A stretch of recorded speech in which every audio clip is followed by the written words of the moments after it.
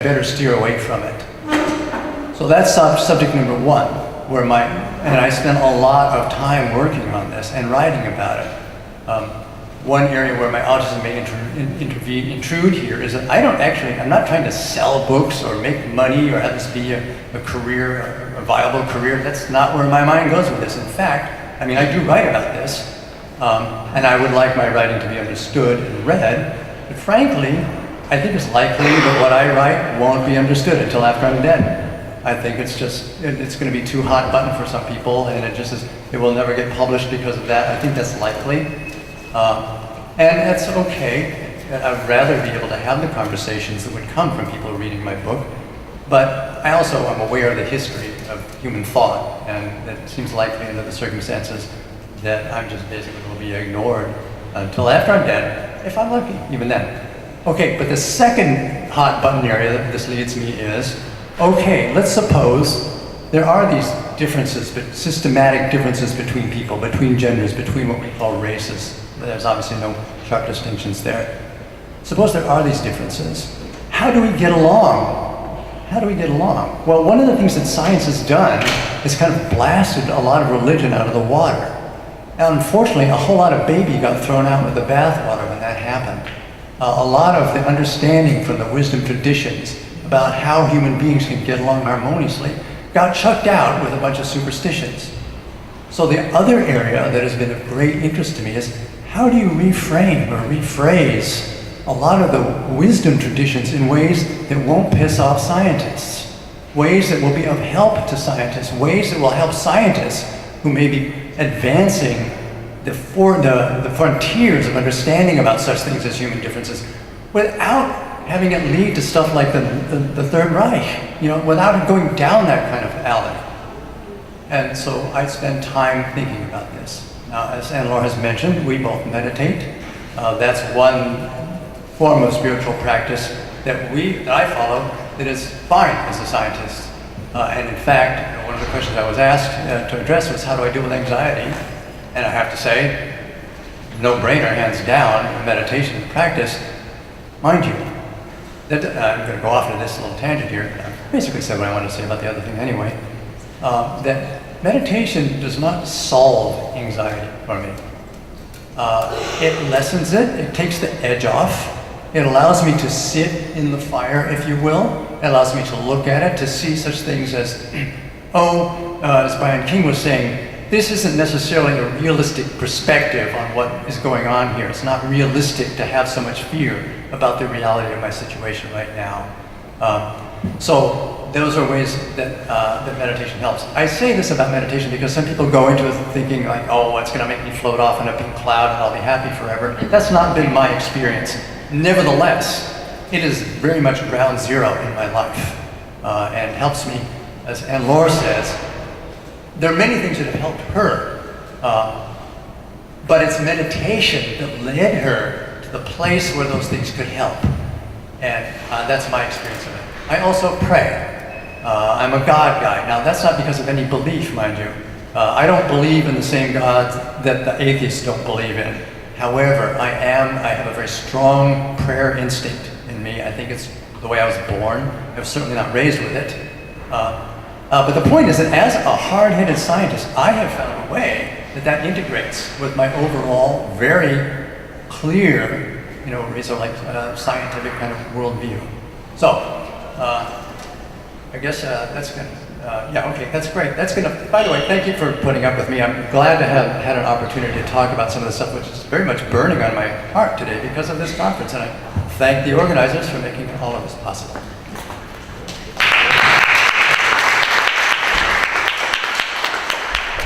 Okay, and the panel has given me another chance to get some extra exercise in today.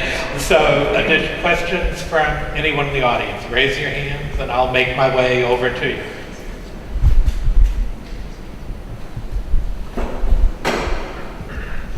My question's for Anlor, because I read your book, The Insane, and one of the things you kind of didn't go into a lot of detail on is the incredible challenges you had coming from France and then teaching in Chicago And, you know, you sort of glossed over it, but I just want people here to understand what you went through and what you went through as a single mother and fighting to keep your child and moving to California. And I just would love for you to share some of that if you would. Thank you.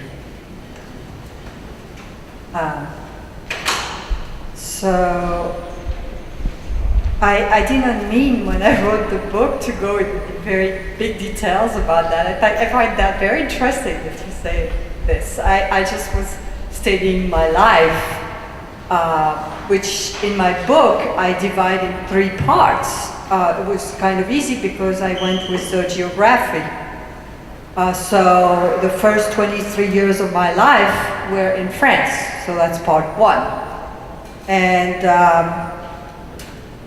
that was not easy. I fainted when I was a teenager and fainted a lot for a while. And then when I came to the United States at age 23, it was very interesting because I stopped fainting. I think that the way I see it, as I got a little bit in my 20s, it seems to me I see a lot of people on the autism spectrum who, when they're in their 20s, try to brush it away. And I think I did that too. I thought, oh, you know, nothing is wrong, I'm fine. But then it caught up with me, and I lived in Chicago when I first arrived for 12 years. And I had a son. He's now 25. And I became a single mother. And it was very difficult. I had to make a living. And it was very, as an autistic person, it was very challenging. Like I said, I don't think I ever kept a job for more than a year and a half.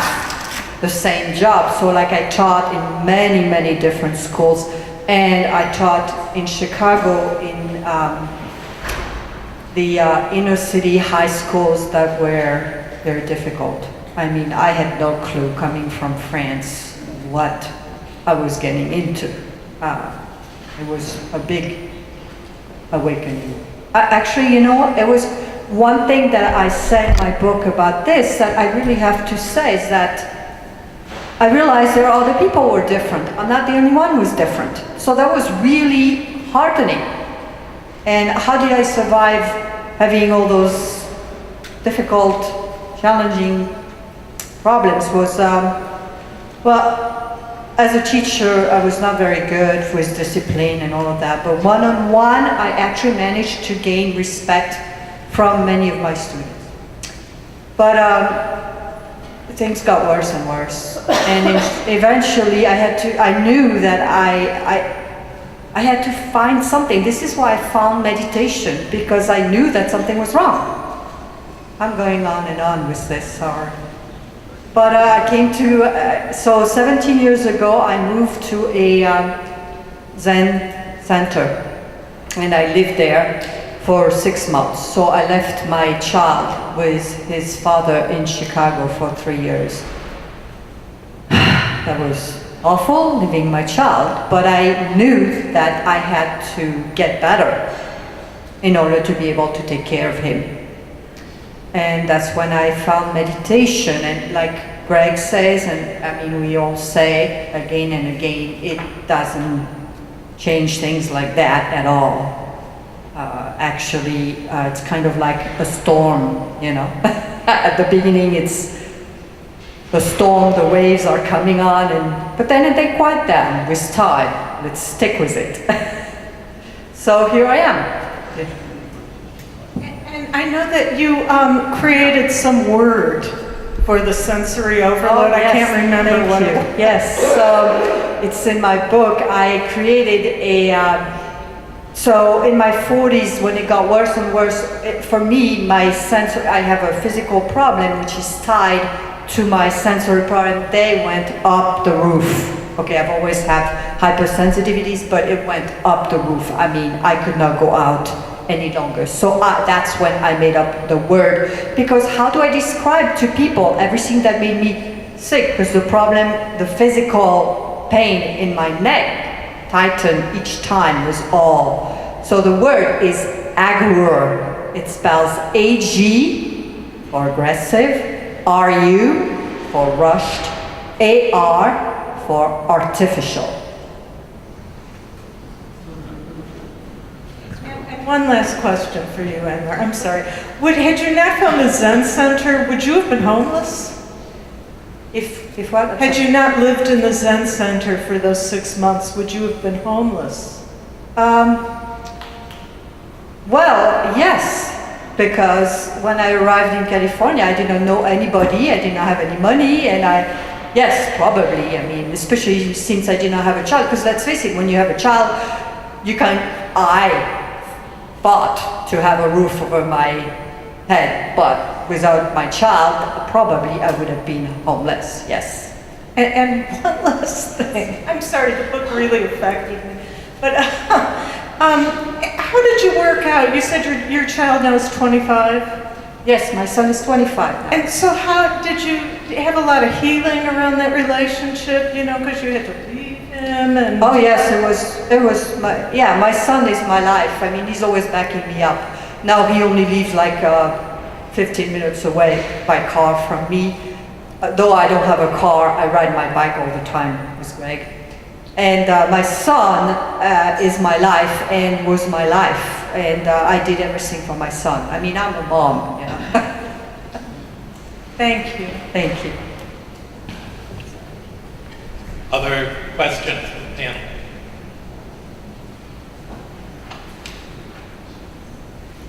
Hello. I have a question for Greg. So I actually know someone, I don't know if they are very much similar to you actually. When you are talking with people, I'm just curious, do you have a hard time talking with people like with small conversations? Because with this person, that's kind of how it is. They just kind of get bored of small conversations. They want to think way outside the box and like about scientific things that would just kind of blow. And they have like you know what I mean? You have how do you talk with people? Do you just tend to shut down around people? Because I know I'm just curious how to get more people like you to talk. Right. Because you just have so many great ideas. I'm basically no good at small talk, although like many autistic people, I benefit from practice. So I do try, and I can do a little bit of small talk pretty well now. I don't enjoy it, but I do find that, as I say, a lower sensory environment, like if you put me in a dark room with a candle with somebody and it's quiet, I think I actually become more neurotypical in that setting. I'm actually able to talk more openly with the sensory stuff dropped down. Or you said you're a professor? No, that's my dad. I'm a okay. handyman. I'm a handyman, yeah. Oh, okay. I was wondering. I love being a handyman. Okay.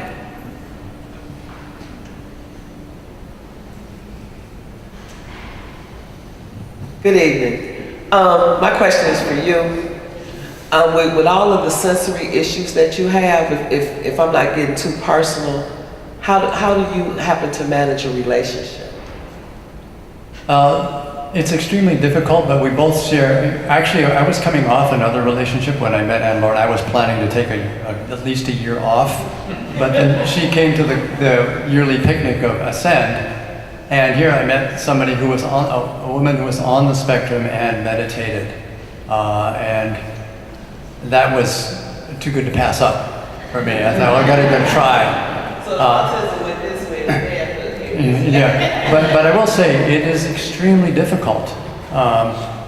Mind blindness on both of our parts and context blindness are part of autism, and it really makes communication and meeting each other's needs extremely difficult. And if it weren't for the meditation, we would not have a chance. Yeah. Other questions? I'm going to ask one. Oh, sorry. a comment and then a couple of questions. And the reason I'm standing is that I wanted to also address the question to our previous panelists, if that's okay. Kind of invite everybody in on this. The first one was riffing off what you said, Greg. I'm glad you said it because I've been saying this for years. We have an overemphasis on STEM now. And just to establish maybe a dialogue with you as well as speak on behalf of my colleagues here, I'm proud that libraries have for years been inserting the A between the E and the M. So instead of STEM programs, we call them STEAM programs. And we bring the arts in. We bring this creative activity in. So this is really in our wheelhouse now because we've had these structures in place for years. So happy to see that. Might be getting ahead because I know tomorrow we're going to be focusing more on patron services. And Linda and Carrie, I don't know if Carrie was sitting there before, might be addressing this too. But from in the context of what we've been talking about today, which is employment and finding gainful work for those on the spectrum. And I'm an executive director. My name's Steve Barrow, by the way. I'm the executive director of a large library system, and we've been thinking about how we can better do this. We haven't talked about stimming at all. We've talked a bit about using fidgets, and Colin, you reminded me of this when you were mentioning that too. And I'm thinking, having a quiet room like that too. But for those on the spectrum, especially who are employed, I want to hear: is that an issue? I mean, is stimming talking about supports and accommodations, reasonable accommodations under the ADA? How can we accommodate stimming? Now, I know for part of the training of library staff, maybe we get patrons come in who, especially our younger patrons who do STEM. How can we accept that? I think that's the first thing. How do we accept that and then embrace it? But for adults who may need to do that, how can we accommodate that? And panelists and the other panelists. Okay, I don't want to hog the mic. You're okay? All right. Yeah, I just want to say that one person's STEM is another person's sensory overload. That's really, so it's a really difficult challenge to accommodate stimming behavior in a library or anywhere. I once tutored a student who was on the spectrum, and he taps his foot or a pencil all the time. To me, that's like fingernails on a blackboard. So if you allow any kind of stimming in a library, to me, that would mean I'd be heading for the exits. So if you had a stimming, like the smoking section, the stimming section, seriously, something like that, a place where it was okay. But remember, for some other autistic person, that's going to be the worst place to be. I just want to say that it seems to me, in my experience, that, okay, so when I was younger, my stimming was way worse. As I get older and with meditation, I don't think that I stim a lot nowadays, though I still have my skin sometimes. Anyway.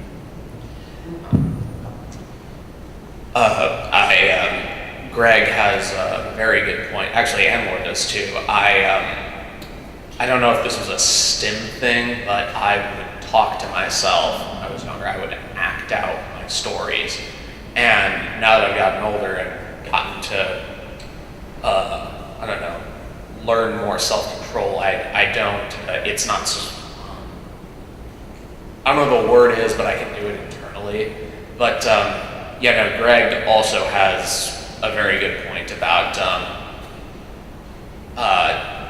one person's STEM being another person's torture. I mean, for example, my dad has a habit where he clicks things, whether it's a pen or the seat or the headboard thing in the car, and it drives me off the wall, and it's very difficult to say, please stop because it's hurting so much without resorting to some very colorful expletives.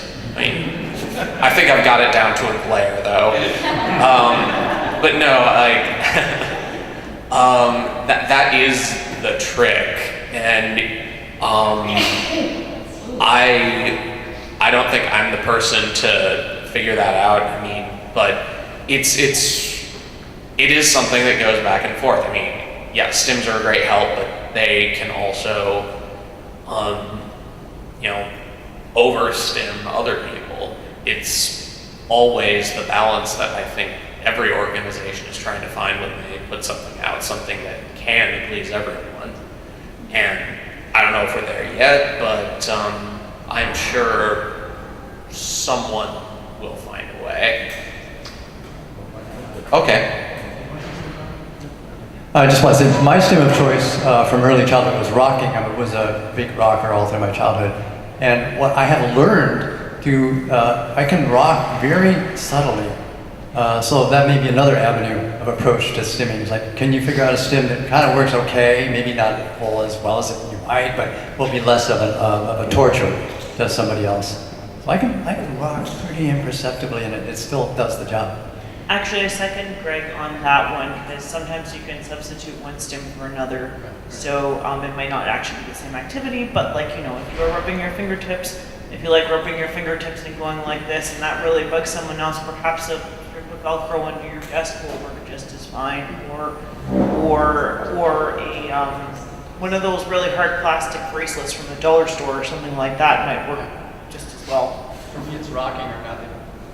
I would like to third this particular thread. I actually find that while fidgeting can work, I can also get some stimulation from rubbing the back of my fingernails on my skin. It's very calming. So it is something to remember that stimming can go for any of the five senses. Oh, okay. Have we looked into taste stimming yet? I don't know, like little like strips you put on your tongue. If not, no, it's not shot food. It's like the flavored paper. I don't know. oh, there is truth in that. And just a different perspective too on stimming that I tend to mention when I'm doing training. We pathologicalize or apologize the concept of stimming. We talk about it in connection with autism. But if we really think about it, all of us do activities that are self-comforting in some way, or anxiety-reducing, which is what stimming is. So, Colin mentioned his father clicks things, and I don't remember hearing him say that he is on the spectrum. I probably undiagnosed ADHD or something like that. I can't speak to that. But I think we all do that. I mean, we tap our feet, we rub our fingers, we crack our knuckles. Technically, that's all stimming. So although we discuss it in the context of autism, the reality is everybody in the room is doing it pretty frequently. Sorry, it's kind of interesting that since the autism and meditation is brought up in this current panel discussion, I'm curious, has any, and stimming, but has any work been done on stimming and other spiritual or even ecstatic practices? I'm thinking of whirling dervishes, certain forms of trance music or dance. Has anything to do with that? Is there the link? I almost wonder if there is some connection, or perhaps some overlap. I don't know, but I want to say that. So in my in the autism, in the Zen group that I did for people in the autism spectrum, we have one young lady. Well, she's my age, so I don't know that young. But it's very interesting because so she's constantly stimming or moving or doing something, except the one time where she's quiet is when she sits. It's really interesting to me to see.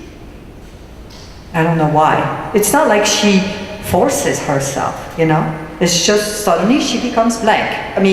Not blank, but okay. About the dervishes, the whirling dervishes, I have heard that they say that they spin for other people, which suggests they're not stimming for themselves, if it's true. Okay, last question from anyone?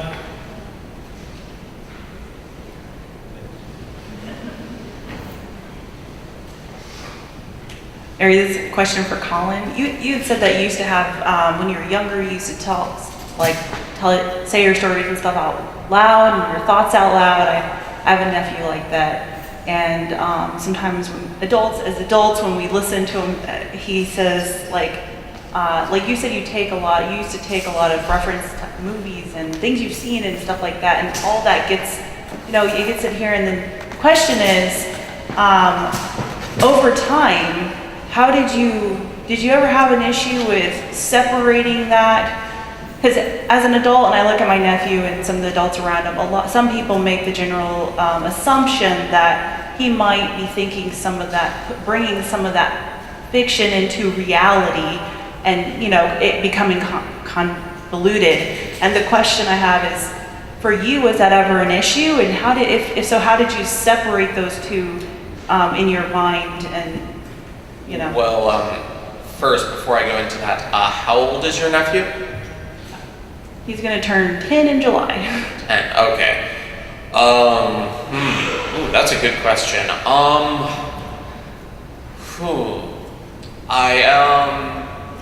Yeah, that's a tricky one, because, I mean, a part of that's gonna be, well, assumedly you mature as you grow up. I mean, it did reach a point where I realized that Calvin and Hobbes weren't my actual friends. That's a tricky one. Sorry, the question was, how did I deal with it, or how did I?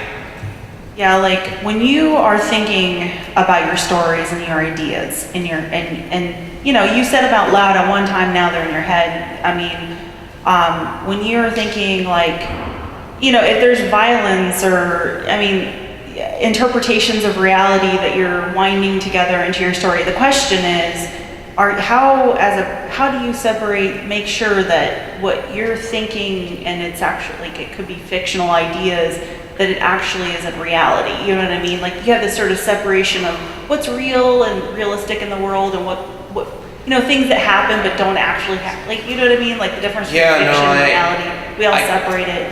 I kind of do. I didn't have that entire problem. I mean, I knew more or less, well, okay, that's not true. I don't think my memories were ever the problem. I think most of the problem I had growing up was like expectations and basically learning to temper them with what most psychologists call wise mind, which is basically taking the rational mind and the emotional mind and kind of just smashing them together. It's a bit more complicated than that, but when I was younger, at my school we had a objectively terrible principal, which the students found her rather tyrannical. And well, to be fair, they weren't totally wrong, but I had this fantasy in my head of leading a Fred and George style rebellion against her, and yeah, it did concern people. Like my parents, for some reason, got it in my head that I was aiming to kill her. I wasn't. I just had it in a possibility like, oh well, if she physically attacks me, then I'll have to defend myself. And nowadays I realize a principal is not going to physically attack a student, and if they do, they're gonna have a lot of problems. But yeah, it's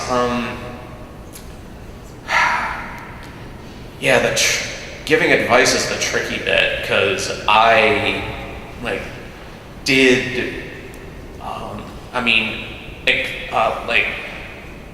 basically that separation really did come with age. I think just having healthy people in your nephew's life to talk to and to be able to balance things. Sometimes that'll come with disappointments. I remember being very disappointed when I really came to the realization that giant robot fighter was not a viable high school career. But yeah, I don't have a guide to this, and I wish I did. It would make, well, my paying job so much easier. But I think, you know, I would say check in with him, talk with him, make sure he understands it, and I'd say trust him, because I think if he sees that people do trust his sense of judgment, he might be more willing to listen to them. Yeah, just a little bit. It's been a long time since Colin was 10, so I know that perspective. He's absolutely right. The aging, I don't know if it's magical thinking or unrealistic thinking, there was never an issue of confusion between his stories and reality. I don't think that ever was an issue. It was an issue of inappropriate, thinking that what you could do in a video game, you could do in life. That's a little overstated, violence, things like that. One of the places that we have, had conflict over in a good way is whether my claim that playing video games will make you violent. But wait, I'm not there. I'll finish. We send each other articles about it. He's right. I'm wrong. But it's still a good thing for a parent to say when they're shooting him. So but that was a place where we actually intellectually engaged on it. That was more my point on that. Because kids will say, absolutely not. And he was right, there was none. Okay, so the panel has an activity to end the session. Okay, so with that, we have about 5 minutes left. And we thought for those, 5 minutes when I finish talking. We thought for those 5 minutes, if we could be just sitting quietly, just still and quiet. Okay? Can we try just 5 minutes? We really appreciate it. Thank you.